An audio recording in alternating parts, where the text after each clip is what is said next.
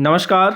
सत्र 2022-23 के लिए विद्यालय स्तर पर किसी भी प्रकार की ग्रांट्स का भुगतान एसएनए यानी सिंगल नोडल अकाउंट के माध्यम से किया जाना है, जिसकी अंतिम तिथि 31 मार्च 2023 है।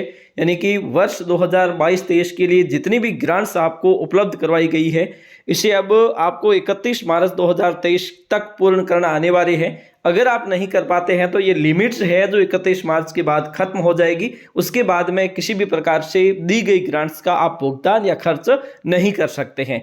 ऐसी स्थिति में एक एसएनए पर कार्य करते हुए इसे त्वरित गति से कैसे किया जा सकता है, इसका एक जोड़ निकाला गया है ताकि अगले 15 दिनों तक जो भी लिमिट्स आपको दी गई है उसे आप आसानी से पूर्ण कर सकें। और ये तरीका ये है कि आप किस प्रकार से इसे आसानी से, क्योंकि आपके पास बहुत सारा बजट आया होगा, एक एज ए डीडीओ के रूप में आपको कई विद्यालयों का बजट दिया गया है, तो ऐसी स्थिति में आप कैसे इसको कर सकते हैं। एसएनए के माध्यम से इस काम को सरल करते हुए इसे कैसे आप पूर्ण करें ताकि 31 मार्च 2023 तक आपका जो दिया हुआ बजट है वो लैप्स ना हो जाए और उससे पहले आप इसका भुगतान आसानी से कर सकें। तो आज हम देखते हैं उस आदेश को और इसके साथ साथ उस प्रक्रिया को भी समझेंगे कि आप कैसे उस बिल को प्रोसेस करें ताकि आप आसानी से ये काम कर सकते हैं। चलिए शुरू करते हैं।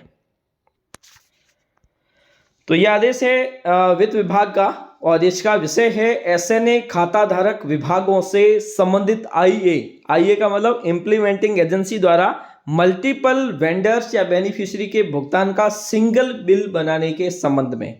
मतलब ये है कि जब आप किसी भी विद्यालय या किसी भी संस्थान के बिल को जनरेट करते हैं तो आपके पास कई ऐसे बिल्स आते हैं जो अलग अलग फर्म्स के हो सकते हैं, अलग अलग वेंडर के हो सकते हैं। तो ऐसी स्थिति में इससे पहले हम क्या करते हैं कि इसका भुगतान, जैसे आपके पास 4 फर्मों के बिल आए हैं तो हमने 4 अलग अलग बिल क्रिएट कर दिए। तो इससे क्या होगा कि 4 बिल आपको बनाने होंगे, 4 बार इसे फॉरवर्ड करना होगा और 4 बार ही इसे आपको ऑथेंटिकेट करना होगा यानी कि वैलिडेट करना होगा और 4 बार ही इसका आपको ईसीएस यानी कि सॉफ्ट कॉपी जनरेट करनी होगी। जिससे क्या होता है कि साइट पर लोड ज़्यादा बढ़ जाता है। इस लोड को कम करने के लिए क्या किया गया है कि अब आपके पास किसी भी प्रकार का अगर 4 या 10 बिल भी आते हैं तो ऐसी स्थिति में आप उसका भुगतान एक बिल बनाकर ही कर सकते हो। कैसे करोगे? उपयुक्त विषय ने अंतर्गत लेख है कि वर्तमान में एसएनए खाता धारक विभागों से संबंधित अनेक इंप्लीमेंटिंग एजेंसीज द्वारा प्रत्येक सिंगल वेंडर या बेनिफिशरीज के भुगतान का अलग अलग बिल बनाया जा रहा है। प्रत्येक भुगतान का अलग अलग बिल बनने से भुगतान से संबंधित फाइलों की संख्या बढ़ने के कारण बैंकों द्वारा फाइल्स की प्रोसेसिंग में अत्यधिक समय लग रहा है। परिणाम स्वरूप वेंडर बेनिफिशरी के भुगतान में अनावश्यक विलंब हो रहा है। संचालन पोर्टल में यह सुविधा है कि इंप्लीमेंटिंग एजेंसी द्वारा सिंगल बिल के माध्यम से मल्टीपल वेंडर बेनिफिशरी का भुगतान किया जा सकता है।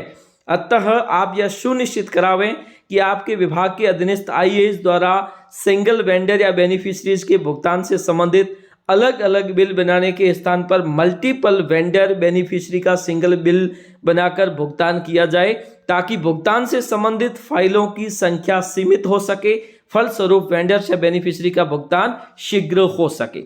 अब आप ये सोच रहे होंगे कि मान लीजिए एक विद्यालय को संपूर्ण ग्रांट्स, मान लीजिए आप एज ए डीडीओ हैं और आपके अधीन एक यूपीएस विद्यालय है, ठीक है। तो यूपीएस विद्यालय में मान लीजिए एक तो 50,000 रुपये की सीएसजी और 9,000 रुपये स्पोर्ट्स ग्रांट के और कुछ यूथ एंड इको के और कुछ साइबर सेफ्टी के हो सकते हैं, कुछ आपने लाडो ऐसे सामुदायिक गतिशीलता के हो सकते हैं। इस प्रकार से मिलाकर 80,000 रुपये है वो आपको उनका भुगतान करना है। तो आप एक ही बिल में कैसे कर सकते हो? तो सबसे पहले आपको क्या करना है, अब मान लीजिए वो स्कूल वाला आपके पास ऐसे 6 बिल लेकर आता अलग अलग फर्मों से, तो आप उसका भुगतान कैसे करोगे? तो इसका भुगतान आपको कैसे करना है? सबसे पहले तो एक बिल नंबर देना है, एक ही बिल नंबर, ठीक है। और उसमें आपने उसके लिए ग्रुप भी बनाया होगा, तो ग्रुप जब भी बनाओ तो स्कूल के नाम का बना देना। यूपीएस संबंधित स्कूल का नाम लिख लो और उस ग्रुप के माध्यम से सारा भुगतान आप कर सकोगे। उसके बाद में उस फर्म को पहले से अगर पीएफएमएस कोड जारी हो चुके हैं तो आपको अलग से वेंडर ऐड करने की आवश्यकता नहीं है। अगर नहीं हो सके तो आप उसको वेंडर बना लीजिए। उसके बाद में बिल को प्रोसेस कीजिए। प्रोसेस करने के बाद में आप उसे जैसे सर्च करोगे तो सबसे पहला काम आपको क्या करना है, ऐड न्यू करते जाना। जैसे हमने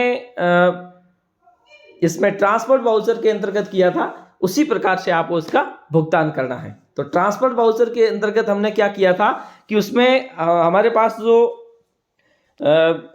कंपोनेंट होता था वो एक ही रहता था, लेकिन यहाँ पर है वो कंपोनेंट अलग अलग हो जाते हैं। तो ऐसी स्थिति में हर बार जब ऐड न्यू पर जाओ तो संबंधित फर्म का नाम लेकर और संबंधित कंपोनेंट को चयन अवश्य कर लें, क्योंकि एक ही कंपोनेंट के अंतर्गत आपको 80,000 रुपये का भुगतान नहीं करना है। तो अलग अलग कंपोनेंट का चयन कर लें और एक ही बिल के माध्यम से सारे फर्म्स का भुगतान आप एक साथ कर सकते हो, तो आपको कोई किसी प्रकार की समस्या नहीं होने वाली है। तो अगर आप इसे समझना चाहते हैं तो इस प्रकार से आप इसे समझ सकते हैं।